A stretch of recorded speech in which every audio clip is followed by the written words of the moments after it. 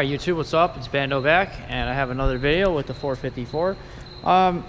This time I'm gonna address a couple issues on the bike today that I had. So mainly the first issue I had was this cylinder head gasket. This cylinder head gasket here I put on, and I didn't install it right. So as you can see, the rubber lip is like not. You see the lip is not seated correctly, so it's bulging out. I thought I checked it before I installed it on the bike again all the way around, but apparently I missed that part. So I'm gonna have that popped off so I could readjust it. But actually, instead of readjusting it, I'm just going to install the new one, which is over there, that I had bought like 2 months ago. So I figured I'd show you guys how to do it. Considering if you guys own a 454, you have a leaking cylinder cover gasket and you'd like to replace it, these are the steps that you're going to have to do. So pretty much, you notice everything's missing up at the top of the housing here, and the radiator fan's also gone. I'll show you over here. These are all the parts that you will have to remove to get to that. So you will have to take off the seat, which is over there, the gas tank, the thermostat, coolant tank, regulator rectifier, radiator fan, the evap system if you have that still. I don't know, some people probably have capped that off. Ignition coils will have to come off as well, and the side covers. It just makes it a little easier to get everything off. So as you can see, this is what you're left with. Oh, and you also need to disconnect the tachometer cable, which is right here. It's just hanging here in the front of the bike, and then you're at this part. So now I caught you guys all up to speed. The next step that you're going to have to do is you're going to have to remove, I think there's like 8 bolts you got to take out. So there's 3 on each side of the top of the casing here, and then you have these 2 pipes here for the antifreeze to run into the block on either side of the bike. So you're going to go ahead and take those 8 out, and once you're done with that, we'll come back to it. Okay guys, so we're back here, and as you can see, we have taken all these screws that I just said and bolts out. A good tip, if you're going to take these out, is put a rag in this hole here to cover the spark plug hole, or leave the spark plug in there until you remove this, because if you drop that screw that holds this tube in there, you're probably never going to find it. So be very careful with that. So now, since we have split this open, we should be able to apply a little bit of pressure at the base here and be able to separate the top from the bottom, just like that. And you just gotta be really kind of careful, kind of slowly separate it. You see the gasket's getting stuck, although I am gonna replace this gasket all the way around. I mean, the gasket's still good, but I think the other side, since I crushed that side there and I didn't see it, it's probably not any good, because this has a nice little ridge there that this sits in there like that.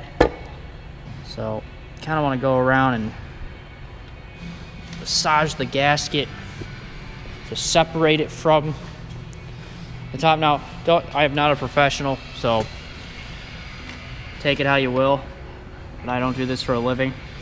I just do this as a hobby. So anyway, separate this from the top here, and then you just got to get it out of here, which is kind of a little song and dance you got to play of twisting and tilting and being very gentle not to crack or break anything. It's not that brittle, but you know, there's valves and stuff that's adjusted under here, the chains under here. You don't really want to give that sucker a good whack. So it's a little kind of finagling, but as you can see, you separate it out. There she goes. Yeah, don't lose those either. These go on the top of here. Usually they come off with the bolts I just pulled out, but they were stuck on there, so I kind of just left them on there. But here are your valves and your oilers, which are these pipes here. They oil the inside of your engine here, so they don't doesn't overheat, or you know, doesn't have any lubrication. But so you can see the gasket's got some dowel pins, one there, one there. It's like overall it's in good shape. I mean, this gasket is I'm pretty sure this is the original OEM gasket in here. So I will say that these are pretty good shape. And And then you have your timing chain in there and all that fancy jazz, which it's pretty simple to adjust all this stuff in here. So, but I'm not gonna actually do it, but pretty much under this cap here, you'll put a socket, a 14 mil, and then there's your sight glass in here. And pretty much you line this up with the C is the top dead center of the engine. And that's how you check your timing, because you'll have these marks. As you can see, there's the exhaust mark. I have my phone, I don't know where it's at, but anyway, there's a mark, there's tick marks on here that line up to tell you that the timing is in the correct spot. And the easiest way to also do it too is if you take these bolts out for the guide cover here, you can actually also count the links in between the dots to see if you have enough chain links in between them and make sure all these marks are lined up on both cams in the correct spot. And also your valves. You want to adjust those. It's pretty easy. All you need is a 10mm. First off, you pull these two bolts for the oilers out. Then you pull these oilers out, which is kind of easy. You just kind of gotta use a flathead screwdriver, just kind of pry a little bit, very gentle, because they're copper pipes. So be very gentle, but they will pop out. And then you just take a feeler gauge and you place it in between the valve here at the top underneath this lip. It should slide right in. Now, it should be between, in inches wise, it's 0.07 between that and 0.09 for the exhaust. And I think it's between 0.005 and 0.007 for the intake. So pretty much you take your ratchet, you rotate it. Your camshaft lobes here will rotate, and as long as the lobe end is facing away from the rocker here, you can slide your feeler gauge in and out and adjust those. I've already done that to this bike. The valves were out of spec pretty badly. They're very tight, so I had to readjust them, loosen them up, get them back in spec. But to replace this gasket, pretty much, this is the part here I clamped on, which it doesn't look all that bad, but I'm still gonna replace it anyway. So you're just gonna wanna pop this guy out of here very gently. I don't wanna massage him out of here. Now this is the original gasket. Now, like I said, I have a new gasket going in, so I'm not worried about ripping it or breaking it really, but I still wanna be kinda gentle. We're pulling this guy out. Just play with them. You know, just pull them out. Somebody put some liquid sealant there. There we go. Somebody put some sealant on there because I think they were losing antifreeze, so they're trying to, instead of buying a fucking gasket, they did that. But I'm gonna pop these guys out slowly. These guys are really stuck in there. There we go. And you just want to go all the way around and just pull the gasket gently out of here, as gently as you can anyway. This is sealed in there pretty good. I don't know with what, but there we go. Pop it out, you know, go all the way around. We'll just pull it all out on each side. We'll just get them to come out. And pop the new gasket out, or old gasket off, and the new gasket will go on, and you'll be good to go. And it's just reverse steps to rebuild it. I just was worried that it was going to leak oil or something, so I just wanted to take care of it now, since I had the minute. Come on. Those things are stuck on there really good. I don't know if they use some type of sealant or what from the factory to seal these on there, but I don't think you're supposed to, but just gotta pop it out like that. Kind of has a track, this, I don't know, that or just superheated the valve, the gasket to sit in there. Anyway, this is completely separated, so you just gotta lift it up and just roll them out. Just like this. And you will have your old gasket out of your bike. And then there's the new gasket right there. We're gonna go ahead and put it on, and I'll see you guys in a minute. Okay guys, I'm back. So remember how I said I wasn't gonna show you guys how to adjust this valves and stuff like that? Well, I lied. So here's what you gotta do. So pretty much you got to take those oilers off. Like I said, you got the 2 screws right here. They're 8 millimeters. Just please don't drop these in the engine. Just kind of crack them loose and then finger thread them out. So make sure you have full grasp on those so you can get them out of the engine without dropping it.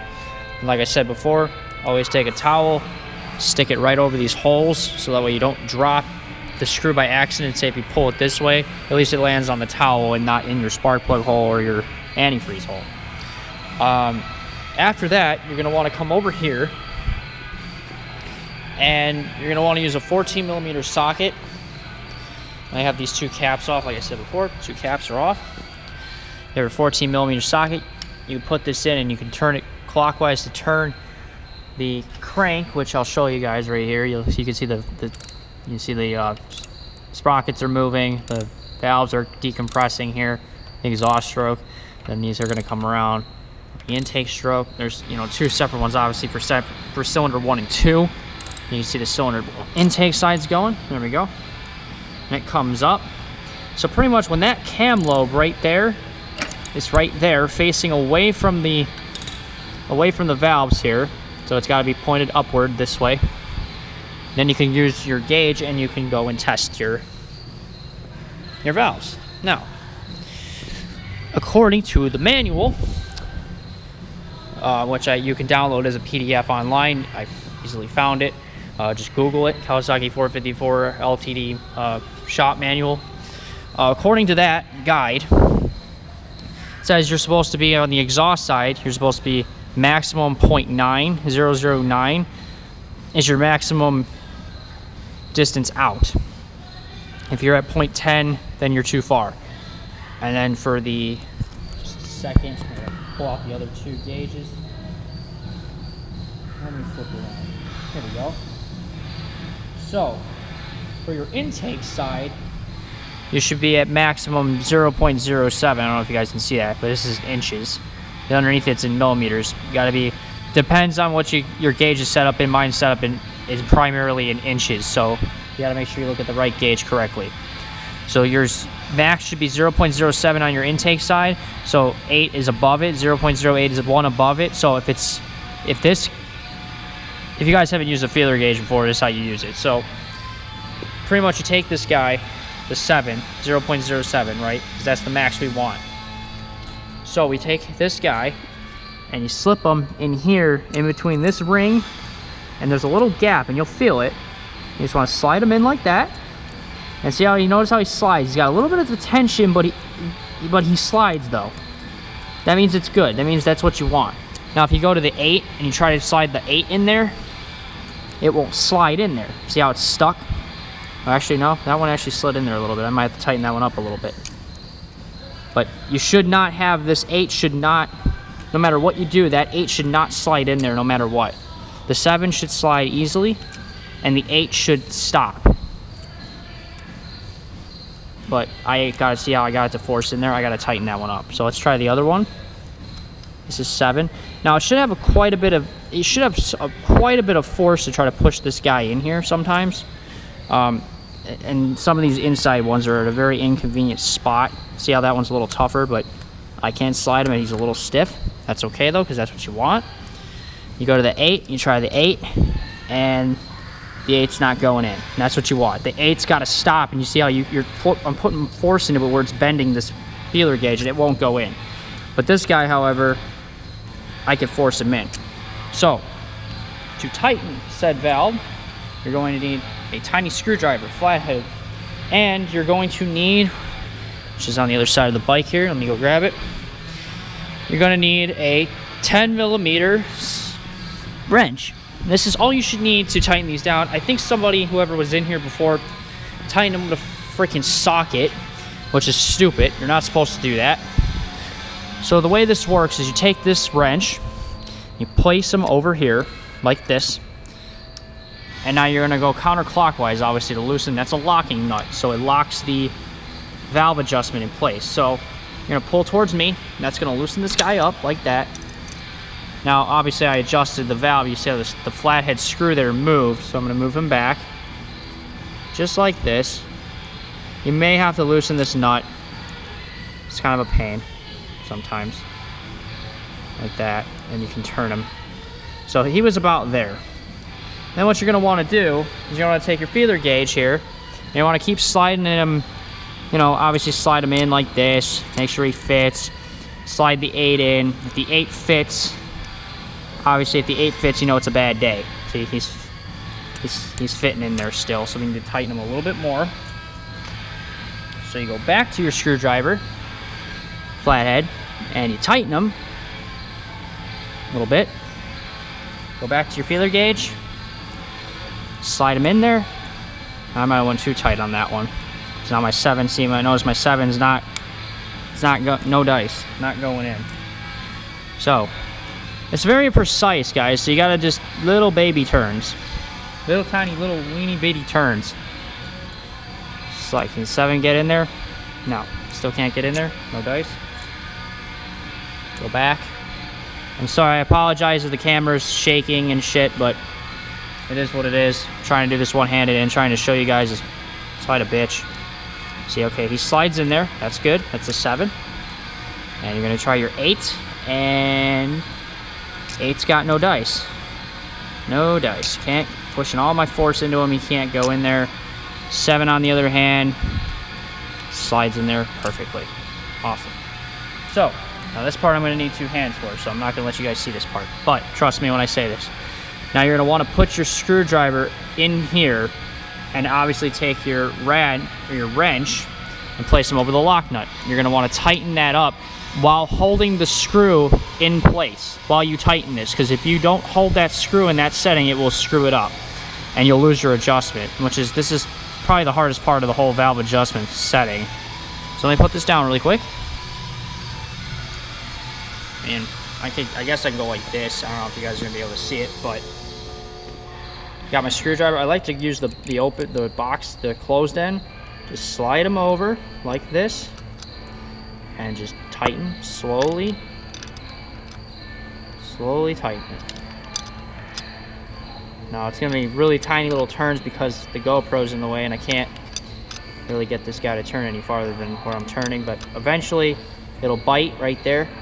Now, counterclockwising the screwdriver so it doesn't slip that position, you're going to tighten the nut just like this until it's tight. And then you're going to go back and test your adjustment again. So here's my 0.7. She slides in there. Okay. Go to my 0.8 here. Oh, see, she slides in there. Gonna have to tighten her a little more. It's always important to double check after you tighten these, because if you don't, you might have a bad day. So that's the gist of it. So pretty much this bike is a 2-cylinder, so it has 8 valves, 2 and 2 over there for intake for both cylinders, and then 2 and 2 for exhaust. You're gonna adjust all 8 of these valves to spec. Now, obviously, your bike will be different. Check your owner's manual or your shop manual for your best reference if you're working on not a Kawasaki 454 LTD like I am. But hopefully this gives you guys a gist of how to adjust valves. You pretty much turn this clockwise so the lobe is pointed away. It doesn't matter. They all apply to each valve set applies the same way. As long as this is pointed away from there, then you're good to go. Slide your feeler gauge in there, tighten if need to, and then tighten the lock nut and test it again. You should be good to go. And then the only other thing I would say would be crank the motor over a few times with the ratchet, get these guys spinning, and then go back and readjust and check them again, because sometimes these like to loosen up on you. So it's very important to double check. My bike, I was able to do it with the oil still in the bike. I mean, yeah, it's going to lose a little bit here and there from leaking out of here and up there, but it's not like pissing oil out. However, I did have to drain the coolant because I had to take off the antifreeze hoses and such. So that's what all those cups are over there. They're all holding my antifreeze. I don't want to throw it away. It's new antifreeze pretty much. So, all right, let me get back to this, and I'll show you guys when I have the gasket on and these valves adjusted and all put back together, what it looks like. And also when you reinstall the oilers, you'll see they go, well, for my bike in particular, you guys are working on a 454, there's these holes right here. Now that's where these guys, as you see on the ends here, those guys slip in to those said holes. And you got to get some tension on them, push them down, make sure they seat inside of there and there. And once you have them seated, you can go ahead and put your screw back in, tighten it down till it's firm, and you're good to go. So let me get back to this and I'll show you guys what it looks like when it's done. Okay guys, so with a little bit of tinkering, we finally got everything back in line here. So my handy phone flashlight, you can see here's the new gasket. We still got to push these guys down. Once the cover goes on, then we'll drop these into the holes here. But you just got to make sure that these are lined up. This little groove track here that goes all the way around will sit in the top. These little feet are actually, these are new. I didn't have these on mine unless they wore away. But anyway, it's all lined up. The oiler rails are back on. They're good to go. They're seated back in their little holes there. But the bolts are bolted back up. And yeah, so also while I figured out I was at it, I'll show you guys how to set timing, since nobody has a fucking video on how to do that shit, apparently. Even though it's 2018 and this bike's like 30 something years old. But anyway, from what I gathered from the internet and the manual, which I think the shop manuals are full of shit on this part, but anyway, to check timing, you pretty much have this nut here. And this is what I've been turning with the ratchet. It's a 14 millimeter to set the valve adjustment, you know, to make sure that the rockers are pointed, or the rockers are pointed away from the valve so I can adjust them. Well, pretty much in this hole up here, you'll see that there's a C with a line. Well, that line should line up with this groove in the slit here. So once that's lined up exactly like that, you come up to the top of the motor here. And you'll see there's these two, you have your two camshafts, and there's the sprockets on the camshafts. Well, they have markings on them, which you can see there says IN for intake and EX for exhaust. So pretty much how this should be set up, which I know that they're perfectly timed, or it's perfectly synced because I checked. They also have, there's two little punch holes at the top of each one on each sprocket. That also allows you to know that it's in the correct position. So pretty much there's these markings. Well, on the front of this one here, you can see it says EX with a line. There's two lines on each one for EX and IN, then EX and then IN.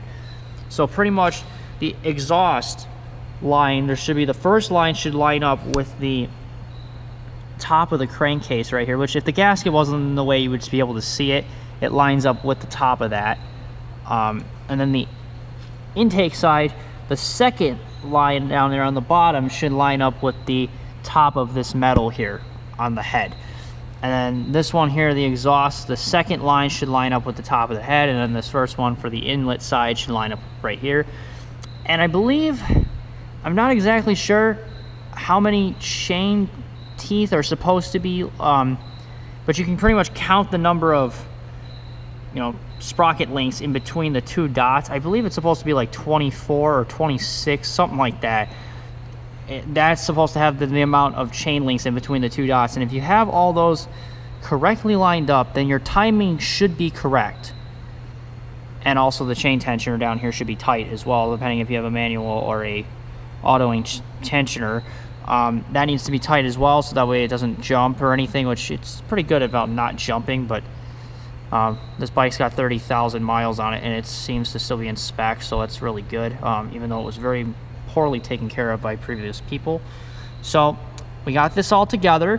So what we're going to do is we're going to throw that cover back on, and we're going to see what happens once I put everything back together. I might do a step-by-step how to rebuild the bike here as we go, just so if you want to take it apart, you could just do it in reverse, and that's how you get it apart. So all right, let's get to it. Okay guys, so a little more tinkering.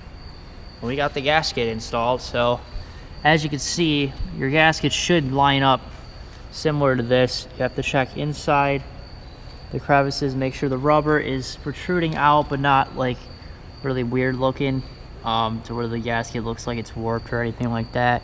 But you can see it follows the edge lines really well under there. It's pretty good. On the front, which is where I had my leak, is not there anymore.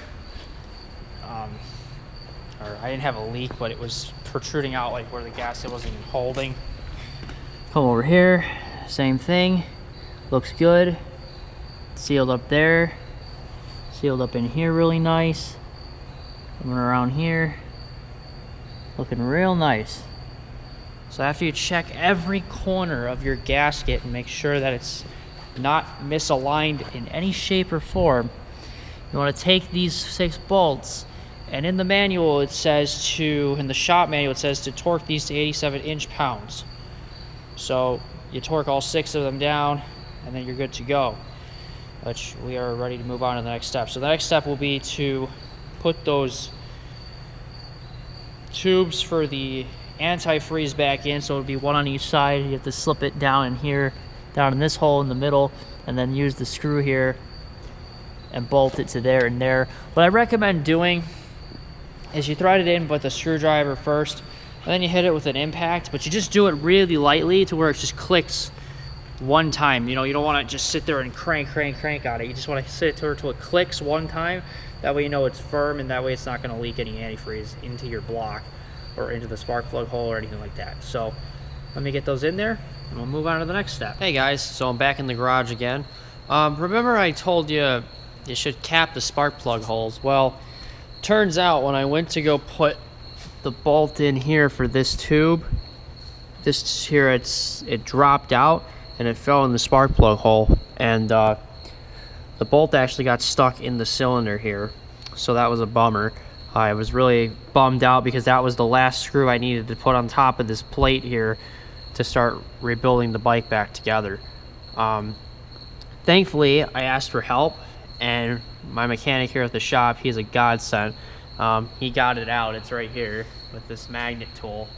I was trying to look for something like this in the shop, and I spent 2.5 hours trying to vacuum this out or stick something to it to get it out, but you definitely want to be careful with that. So make sure to leave your spark plugs inside of these holes if at all possible, and that is what I'm doing from now on. Is if I don't have to take the spark plugs out, I'm going to leave them in there, because that was a real pain in the neck. I didn't know if I was going to be able to get it out, because otherwise, in order to get that out, you have to take this entire top of the engine off to get the head out, which actually means removing all the engine mounts and pulling the whole motor itself out, and that would have been a real pain in the ass. So I got very, very lucky. Also, it took me some time since I couldn't do anything and I packed the bike up last night. I was thinking about it, and I read the manual a couple times too, and I was wondering why this was like this, why this sealant was kind of pushing out here. Well, turns out you have to put some RTV, or is it RVT or RTV? Whatever, it's over here. In this bag I bought from AutoZone this evening. This RTV, that's it. RTV silicone sealant, adhesive sealant. So what they tell you in the manual to do is they tell you to take a little bit of this and go around the outside edges of the gasket here. Especially put some right here and then in these indents.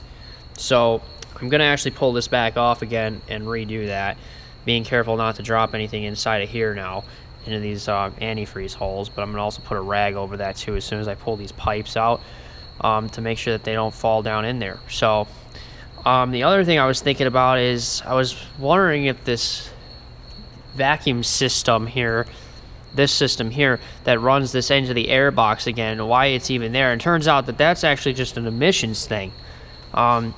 Realistically, these are just here only because the government said they had to be there. So what I'm going to do with these guys, which I pulled these off and I checked them and they were fine. However, what I'm going to do is I bought a set of block-off plates, which is going to remove these two valves 100% from the system, and there's going to be some gaskets under here and a block-off plate, and these two bolts are just going to go back in and seal that up. We're going to seal the hole in the air box, which is located right there where my finger is at, and then also there's a carburetor vacuum line that's up here that's exposed also from that, which is right here. So all three of these are going to be, or four of these are going to be, passages are going to be sealed off with this kit I bought. It was like $26. I was searching on the forums. There's some reason like, do we even need to have these here? The answer is no, because the actual Canadian models did not even come with any of these. They had these already blocked off with the plates already on there. Unfortunately, Kawasaki does not sell the plate anymore. The part is discontinued. but I got lucky by searching on the forums. Somebody had mentioned that there was a kit available, and I looked it up, and sure enough, it fit the Vulcan EN 500, which that and this share the same motor.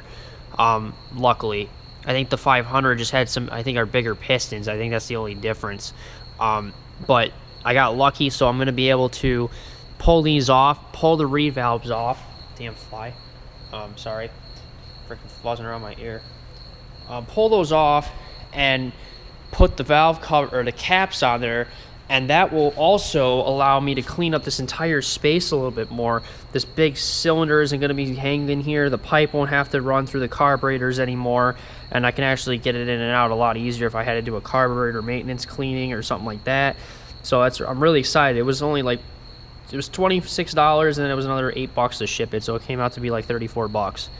So really stoked. So in the meantime, though, we're going to put that back on there, obviously, because I want to see if the bike can run tonight. I also picked up some more coolant because I'm running out of coolant, because I have that bottle that's sitting on top of my ratchet set there. There's about maybe half a gallon or so in that bottle left, maybe just to where the label stops.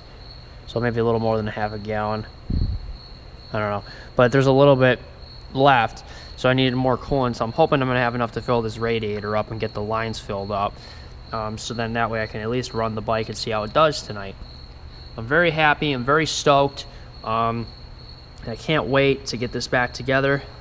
Fingers crossed, everything goes back together well, and we'll go from there. But first off, I want to take all these bolts, pull these pipes out, take all the 6 bolts back off, lift it back up, and then put this RTV silicone sealant around the gasket here, and also do a good job of cleaning that surface again. So I didn't really hit that last night. So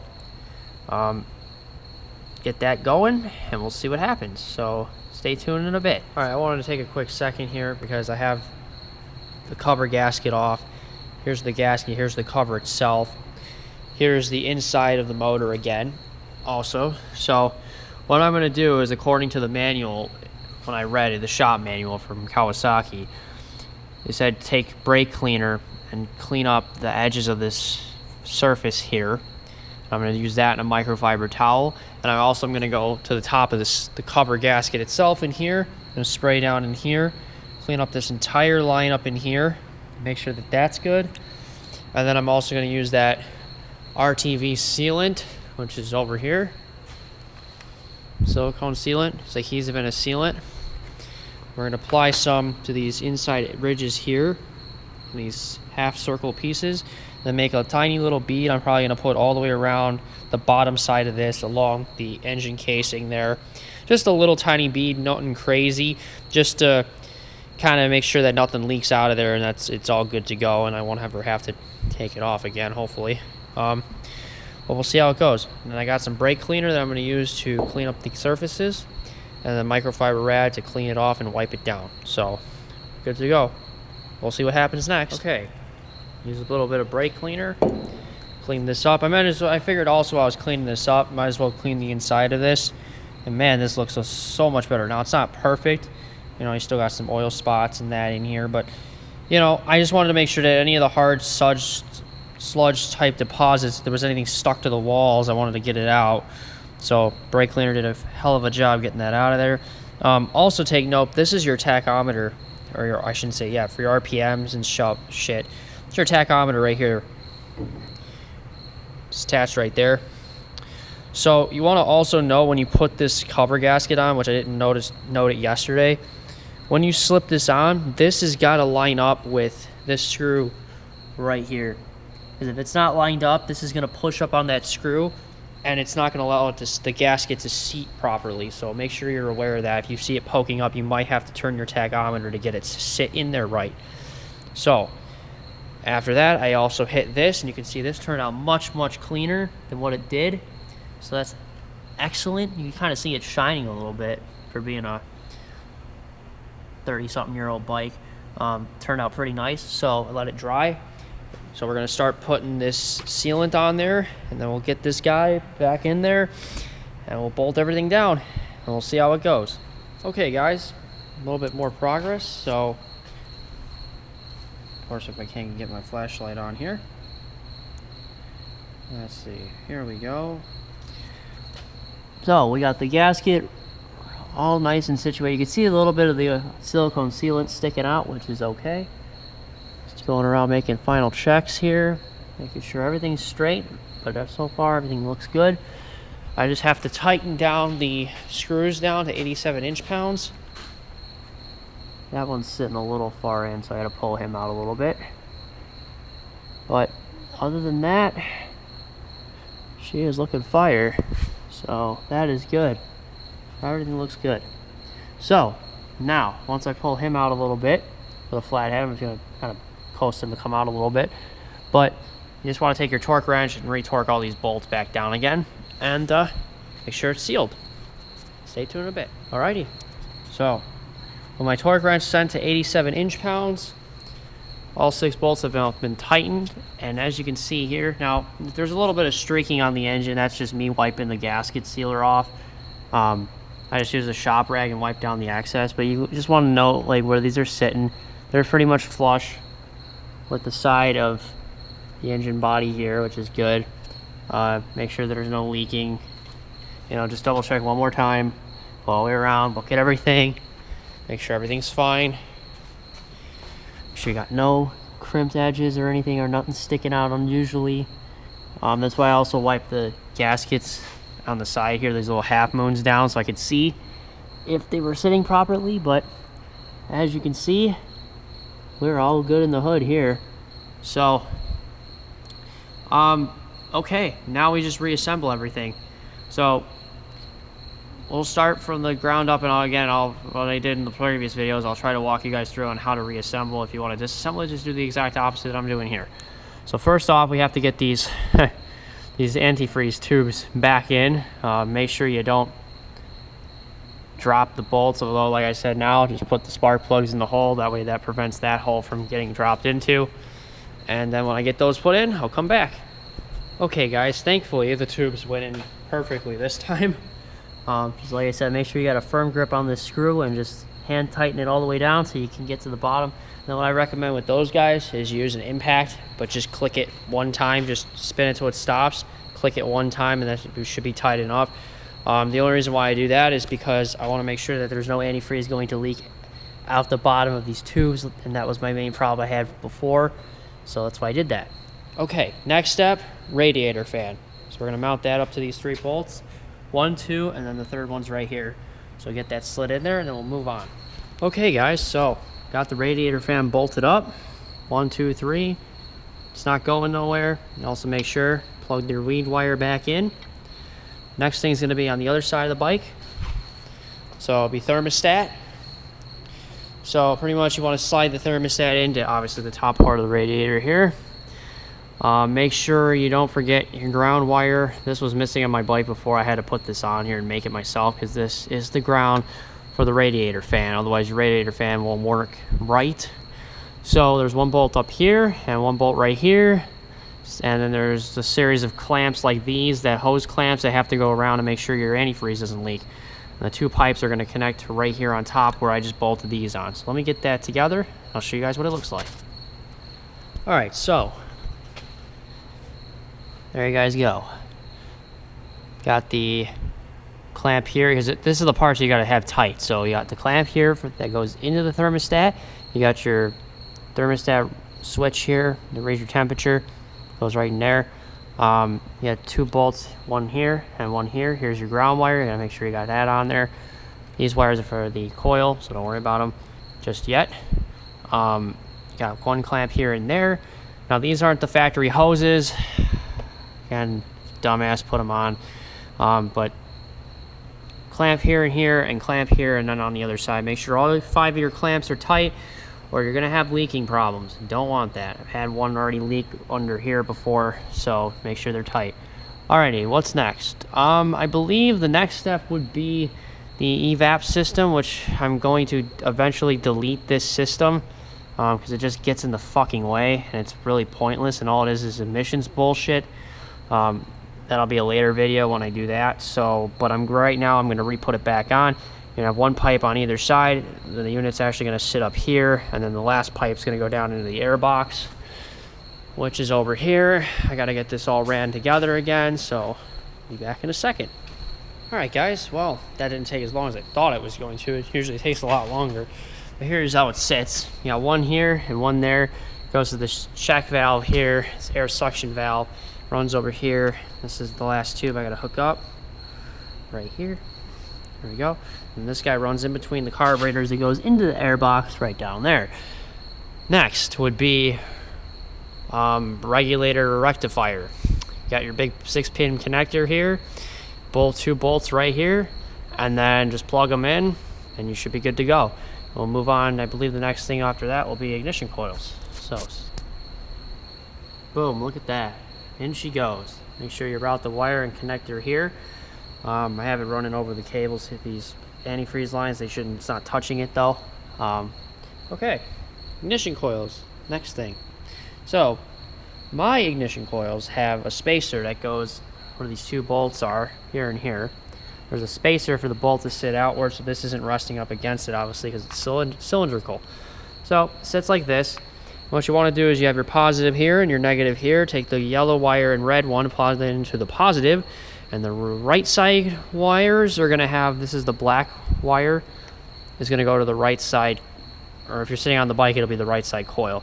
And the left side coil is going to have a green wire. Make sure you don't cross those, because otherwise the engine will not work. So make sure you got the right wires going to the right directions. Bolt those two, there's one on either side, one here and one here. And after that, you should be good. All right, guys, one step closer. Coil 1 and coil 2 are back on.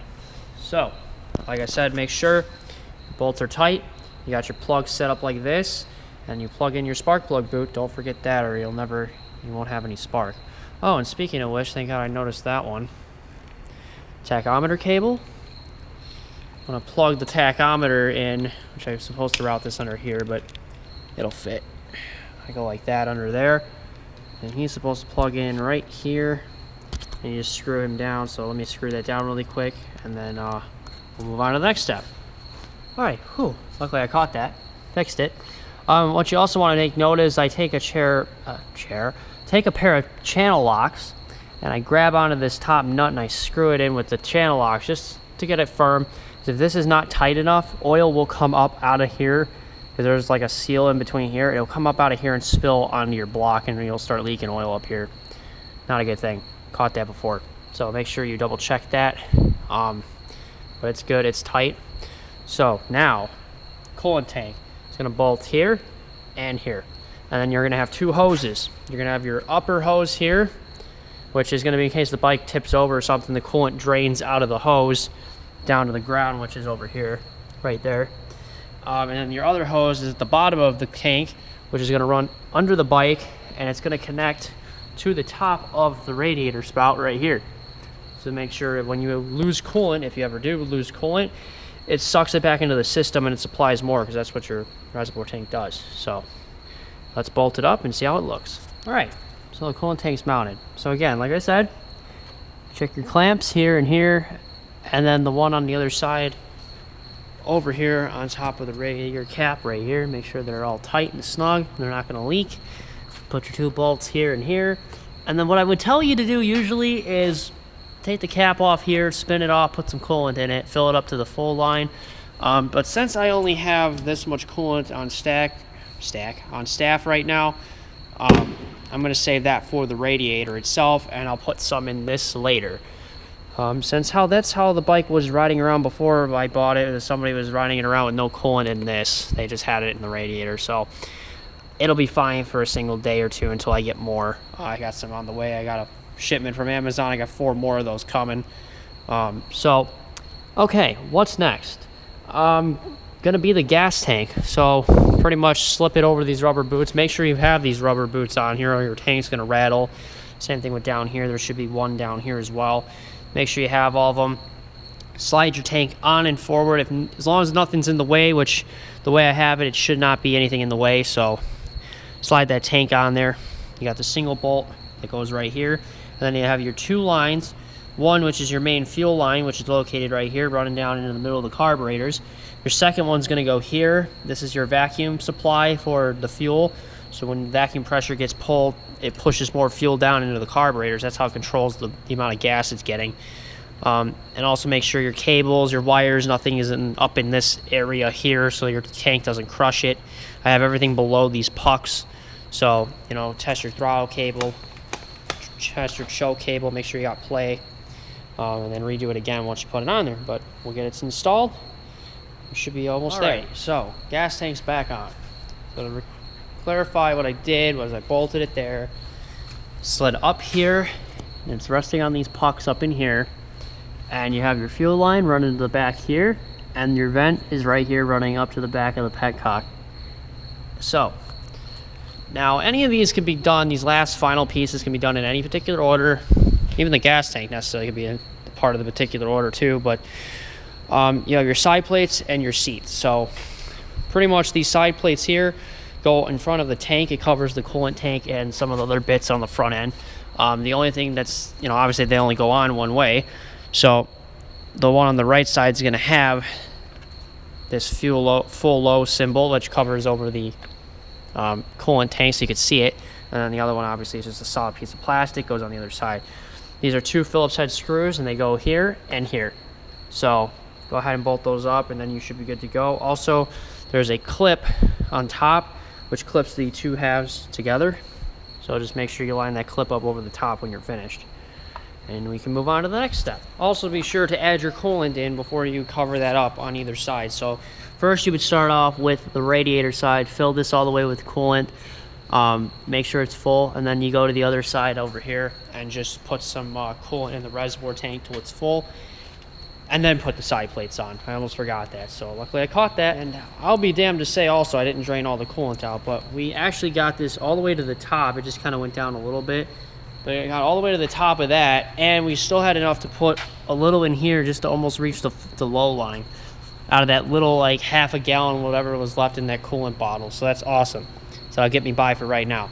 Anyway, let's put those side covers. All right, so I'll have to pop the side covers off, obviously, to put some more coolant when I get it. But they're on there. Beautiful. What's next? The seat. So the seat's going to slide in like right here. You're going to go ahead and there's 2 little tabs on the front underneath the seat. They go under this bar, and then it will drop down into these holes. Sometimes it can be a little bit of a pain with the backrest, so if you have to remove the backrest, it's just these 4 bolts, but I managed to usually get it in. Slide them into here, and then there's these, so here's the tabs I was talking about. You slide under, and then there's these 2 10mm bolts, which I just thread them right back into the back of the seat. So take those out and thread them in, and then you should be good to go. And then just pop the side covers on, which go right here. They just clip 1, 2, just like that into the holes, and you're ready to go. All right, back together again. So, I mean, the only thing that I'm missing on my bike is sometimes there's a toolbox that's supposed to go in here that you got to bolt up too, but mine's conveniently missing. Wonder why. So, we're good. Let's see if we can get her started. So, after you put your bike back together, obviously, there's going to be no fuel in the line. There should be fuel in the carburetors unless you pull them off, but what I like to do is I like to put this on primary, flip it to the right side of the switch for the petcock, blip your throttle a few times to get some fuel in there if there's not any in there. Go ahead and switch them back to on. Then we pull in the choke, which is located here. Turn the key to on. Now my key's been having some issues. Your key probably won't have any issues. Mine's been having some issues lately where sometimes I'll turn the key to on and I'll try to hit the button and it won't start and I have to shut it off and turn it back on again, and usually it'll work. But let's see if she's got it. Choke is in, kill switch is in the run position. Here we go.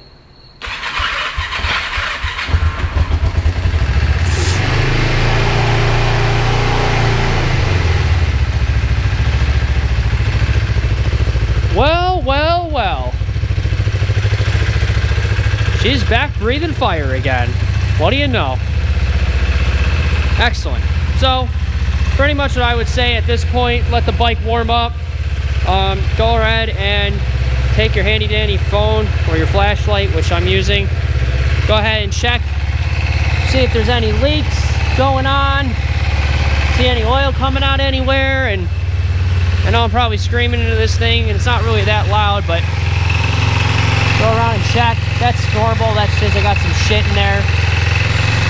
Probably some antifreeze, heavy droplets in there. But because I tightened those spark plugs up. Not, I'll double check it right now. But yeah, other than that, should be good to go. I'm actually going to double check that spark plug really quick to see if I just didn't tighten it all the way. But hopefully this helps some of you guys out. Again, I'm not a professional, so don't take my word for this shit. But I do read directions and try to follow them as best as possible. So, with that being said, hopefully this gets your bike back on the road, or if it's a 454, kudos to you to having one of these fucking beautiful machines. I'm blessed to have not just one of these in my shop, but I have 2 of these in my shop. And they're fun fucking bikes. They are just absolutely a joy to ride. For being a 450 engine, it's not slow, let me tell you that.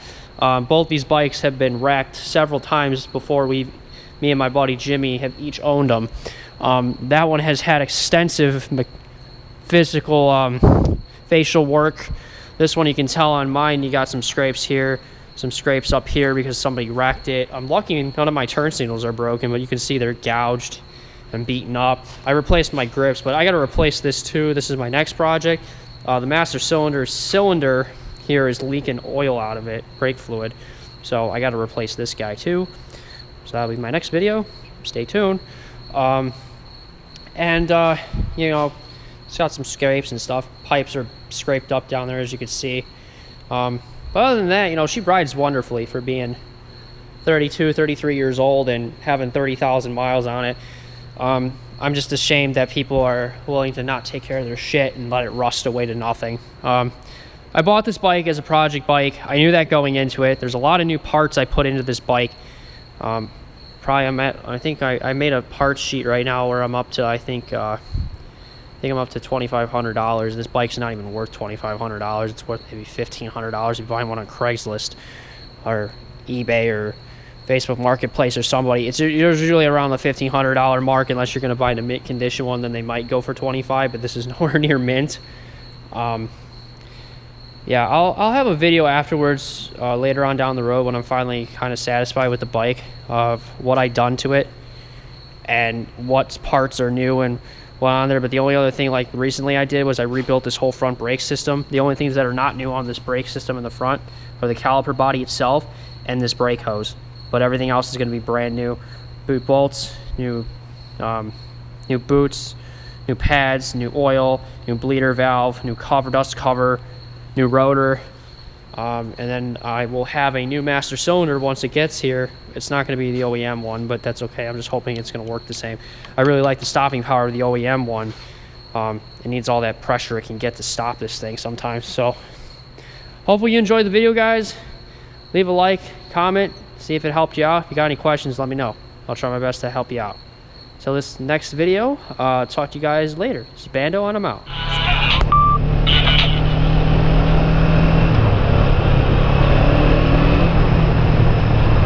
Alright, tested the 454. First ride since the head gasket install. And rebuilt everything.